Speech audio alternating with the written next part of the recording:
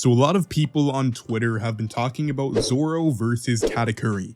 Being that it's Twitter, a lot of people haven't taken the time to actually think about the fight. They're just thinking about agendas, or they're straight up reading Two Piece. So I wanted to take the opportunity to prove without a shadow of a doubt that current Zoro is beating Katakuri. Now, obviously there isn't a fight between Zoro and Katakuri, so we can't directly compare them. Being that we can't directly compare them, the best we can do is look at their proxies to create some sort of comparison. For this, the most obvious choice has to be Luffy. So I'm gonna take a look at how Zoro and Luffy compare before and after Katakuri, then finally discuss how a fight between Zoro and Kat would play out. One other thing is I'm only going to be using post timeskip stuff for obvious reasons, and timestamps for each arc I discuss should be in the pinned comment, and the video will be sectioned out. So the first arc is Return to Sabaody. Luffy and Zoro obviously don't fight, but they do both fight pacifistas, and they both absolutely embarrass them. So Luffy uses Gear Second Jet Pistol and is able to one-shot a pacifista. Another pacifista approaches Zoro and Sanji, and they both one-shot it using no-named attacks. Zoro and Sanji argue about who beat it, but the truth is they both did.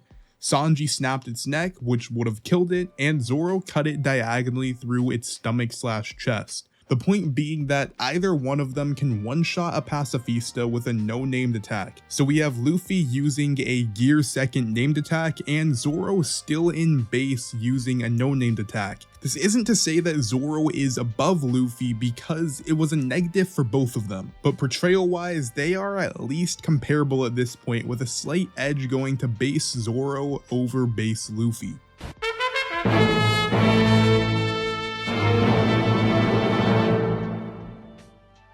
Now we gotta talk about Fishman Island. Again, Zoro obviously didn't fight Luffy, but we can use Hody Jones as a proxy since they both fought this Fishman.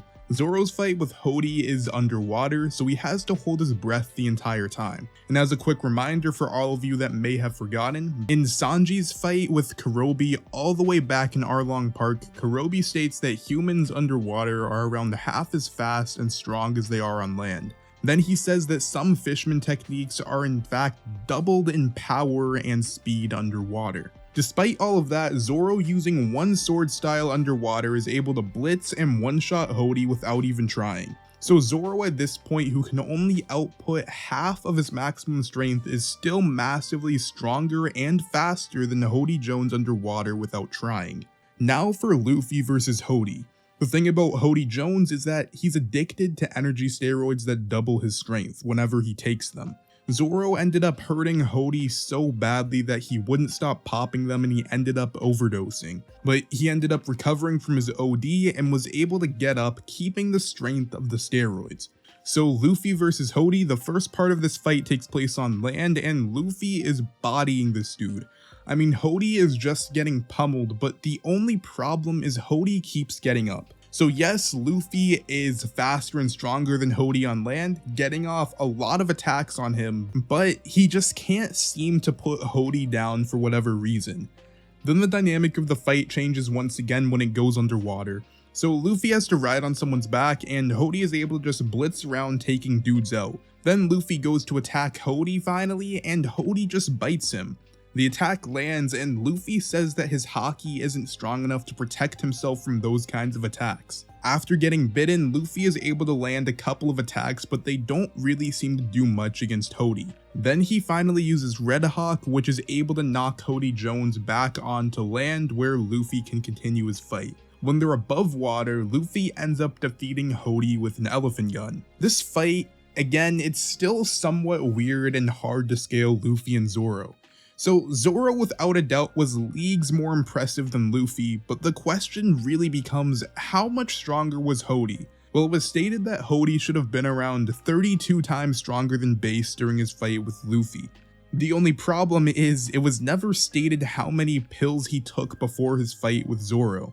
So even though Hody was 32 times stronger than base in his fight with Luffy, we don't know how many times stronger he was than his base during his fight with Zoro.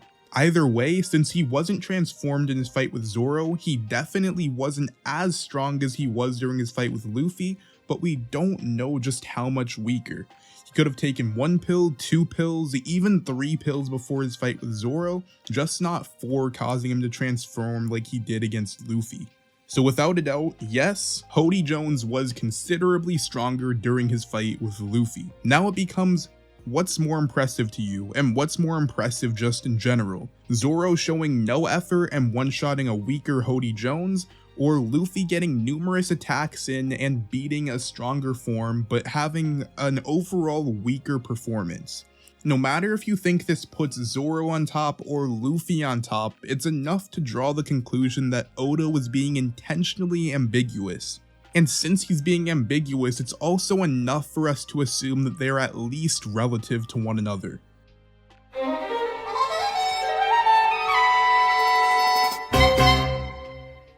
Next up, we got Punk Hazard, and we just have to talk about Monet. So Luffy's talking to Monet, staring directly at her, and Luffy even starts talking about how he would beat her. That Monet jumps on Luffy before he can react and almost completely freezes him. But Luffy was able to break through the floor, saving himself from being frozen, but also trapping himself underground. So this, no matter which way you slice it, is just a really bad look for Luffy. We can argue semantics, we can say things like Luffy wasn't trying, or it's Luffy's personality, or even that it's just for the plot. But one thing we know for certain is that this was not a sneak or anything like that. Luffy was staring straight at Monet and still couldn't dodge her lunging at him. Not saying Monet is stronger, because Luffy would absolutely fold her in a different situation, but I think it's still valid to bring up this incident. Now Zoro, on the other hand, I mean, I don't really even have to talk about Zoro and Monet. So Zoro just cuts Monet straight in half without using Haki so she wouldn't die, but she was so terrified by Zoro's monstrous strength that she lost control of her body. So again, I understand the context was different, but Zoro was far more impressive than Luffy in regards to Monet.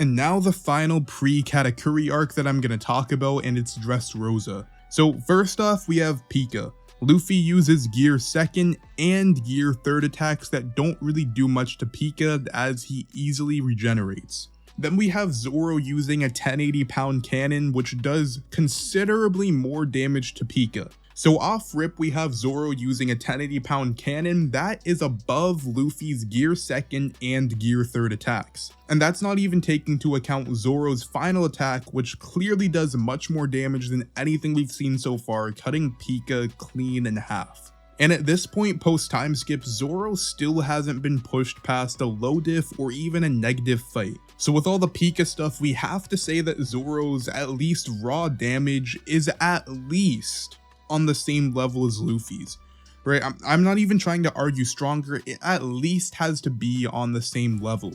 And then we get Luffy versus Dofi, where he uses Gear 4th for the first time. And this is where people claim that Luffy becomes clear of Zoro, because the main thing that I have to point out is Luffy was completely out of energy at 2 points during his fight with Dofi. And all of that's ignoring the fact that Luffy versus Dofi did involve a lot of plot. I'm not trying to say that Luffy didn't deserve the win, but at the same time, Luffy did have a lot of help in his fight against Doflamingo. In fact, if Luffy didn't have help, he would have lost the first time he passed out of Gear 4th. So again, the question becomes, what is valued more? Defeating a super strong opponent in a high to extreme diff, or negging someone that's weaker? And we can draw the same conclusion. It's that Oda is being purposefully ambiguous by always portraying Zoro and Luffy in this same manner.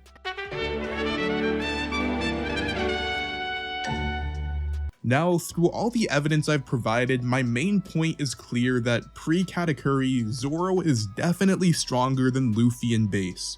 I think that no matter which side of the argument you're on, you have to admit that Zoro is greater than base Luffy. But with Gear 4th introduced, Luffy has fought tougher opponents but had much closer fights, whereas we still haven't seen Zoro use Asura or even anything close to having an extreme diff fight.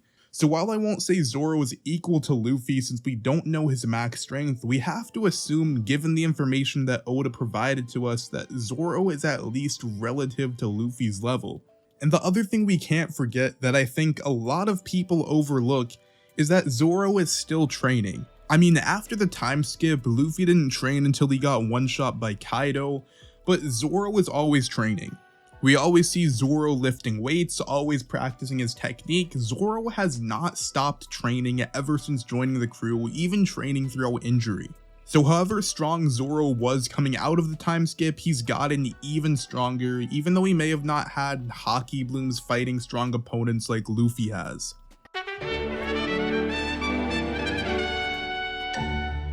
So surprisingly, this part is the part that I need to spend the least amount of time on, and it's Katakuri versus Luffy. So first off, I think I need to point out the fact that Kat could have beaten Luffy at any point during their fight, but he chose not to, which allowed Luffy to learn Future Sight and eventually transform into Snake Man and win. With that being said, the majority of the fight had Luffy in base form, and he was still able to compete with Kat. I feel like I have to stress that Kat could have beaten Luffy while he was in base, and we can argue that Kat wasn't trying his hardest, but Luffy was still able to land hits on Kat while he was in base. Now when it comes to Future Sight, it really is not as big of a deal as you think it is. This might seem blasphemous, but hear me out. It's not a big deal defensively, but it's actually even worse offensively. So the first thing you have to realize is what Future Sight is not. So Future Sight is not Ultra Instinct, not Mastery of Self-Movement, and it is most definitely not any sort of time skip, time freeze, or fate manipulation. In fact, we see just how useless Future Sight can be offensively when he tries to hit Sanji with a Jelly Bean. So Katakuri sees the future where he would aim a Jelly Bean in a certain direction and Sanji would dodge in the opposite direction. So Kat decides to launch the Jelly Bean in the same direction that he saw Sanji dodge towards, but Sanji just dodges the other way. And this is the primary issue with Future Sight. If you see the future of anything that you as a user are in and you act upon it, that thing you saw is no longer the future and Future Sight becomes void. That might be somewhat complex to understand, but the Sanji example just proves what I'm talking about with Future Sight in this regard. Then defensively, you can see where attacks will come at you, but you still have to be faster than your opponent to dodge or block it. So if Katakuri sees that Zoro's going to approach him and attack him from his right, if Katakuri moves, then Zoro would just move with him. So I think you kind of get my point. And this is exactly why Snake Man worked so well against Katakuri. He could see the initial trajectory of all of Luffy's strikes, but he couldn't react fast enough when Luffy just made his punches bend. And finally, besides everything in relation to Future Sight, Kat as a fighter without Future Sight is actually pretty weak for his rank. So you're probably saying, what kind of blasphemy am I talking about? Why do I think Kat's carried by Future Sight and isn't that strong without it? Well, let's take a look at this Luffy versus Katakuri fight report. So Katakuri, this is pretty embarrassing, right? So landed punches, Luffy only landed 9 punches on Katakuri throughout their whole fight, while Kat landed 99 punches. Alright, Luffy landed 3 kicks, Kat landed 9, Luffy got brutally attacked, coughed up blood 27 times, Kat only 10, Luffy lost the struggle 15 times, Kat lost it once, Luffy was left defenseless open for attack, passed out 12 times, Kat only once, Kat barely complimented Luffy, Luffy ran away 4 times, but Luffy blitzed Kat 2 times. So you're probably now thinking, what are you talking about? Kat landed way more attacks than Luffy did. Why are you complaining? Kat cannot do damage. Luffy only hitting Katakuri 13 times and winning is flat out embarrassing. And Kat hitting Luffy 123 times, not being able to put out Luffy with 123 hits, while Luffy was in base for the majority of those hits, is embarrassing of a first commander. Katakuri is still wild, Katakuri is still raw, he's a dope character, but 99 punches and the majority of them are on a base Luffy and he's not going down is ridiculous. And then only taking 13 hits to get completely taken out is also ridiculous. So to me, all this shows is that Cat heavily relies on Future Sight. So if you have someone that's faster than Cat, stronger than Cat, basically if you can get past Cat's Future Sight, you're just bodying him. Cat is not durable enough or strong enough to take strong attacks, which is why he lost to Luffy in the manner that he did.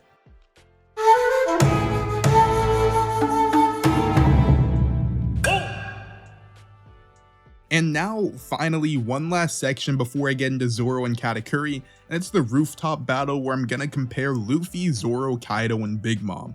So first off, Big Mom tries to use a flame attack on Luffy, where Zoro just blitzes her and cuts it. Then he, along with everyone else on the roof, are able to land a ton of attacks on Kaido. The only technicality being that Kaido was really just tanking all of the hits. He's clearly taking some kind of damage, but Kaido's also getting up like he's pretty much fine, and he's also letting the attacks hit him. But up till now, there's only one difference with Zoro, and it's that Big Mom screamed at Kaido to dodge Zoro's flying Dragon Blaze. And this is the only attack that Kaido dodged, and the only attack so far that Big Mom or Kaido have taken seriously in the slightest. Implying that out of everything we've seen so far, Zoro was the only person on the roof that launched an attack that could have seriously injured Kaido. Hey guys, Editing Tron here. So while finishing up the video, I realized I skimmed over Zoro cutting the horn with his attack. First off, just take a look at this image to show just how massive the skull is and the horn by proxy. And also, we need to talk about Flying Dragon Blaze for a second. So a lot of you may or may not know this based on how it was shown in chapter 1002, but this attack is not actually intended to be an air cut. It's a physical slashing attack, the same attack he used to defeat Ryuma. What this means is that Zoro swung the sword so hard that a combination of the immense haki that he put on the attack in a combination with just the amount of force that he unleashed with the swing cut the giant horn.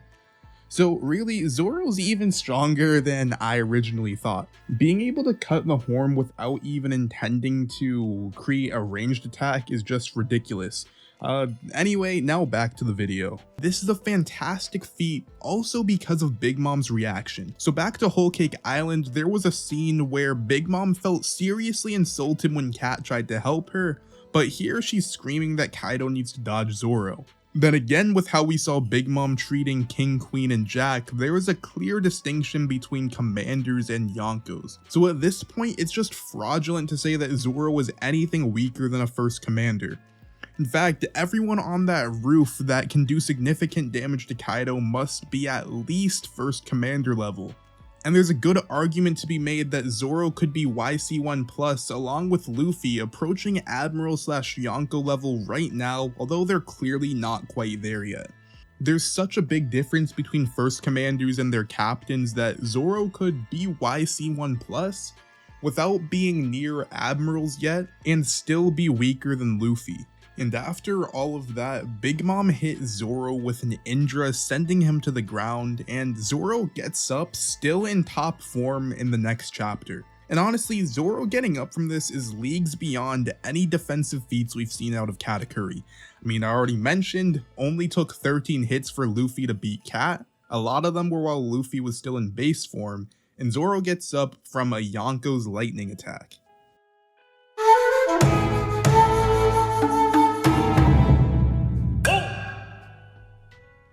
And now finally, Zoro versus Katakuri. With all the evidence I've provided, it should be obvious that Zoro's attack output in terms of pure damage is greater than Katakuri's, and the craziest thing about that is we still haven't seen Zoro's full strength and speed. So without seeing Zoro's maximum strength or speed, what we've seen is still better than Cat's. His defensive feats are also greater than Cat's.